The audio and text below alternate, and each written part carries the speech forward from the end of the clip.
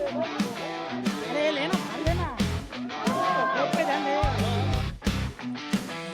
Bollywood superstar Salman Khan 27 December তার 60তম জন্মদিন উদযাপন করলেন পনভেলের ফার্ম হাউসে।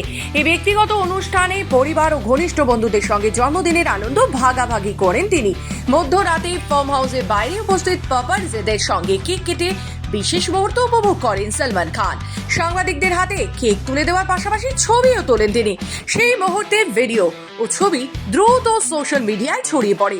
জন্মদিন উপলক্ষে নিরাপত্তার দিকেও ছিল কড়া ব্যবস্থা। মুম্বাইয়ের ব্যান্ড স্ট্যান্ড এলাকায় সাময়িকভাবে বন্ধ রাখা হয় এবং ফার্ম হাউস সংলগ্ন এলাকায় অতিরিক্ত নিরাপত্তা মোতায়েন করা হয়। অনুষ্ঠানে উপস্থিত ছিলেন বলিউড অভিনেতা আদিত্য রায় কাপুর, রাকুল প্রীত সিং, হুমা কুরেশি, তাবু এবং সেলিম খান, সলমা খান সহ পরিবার।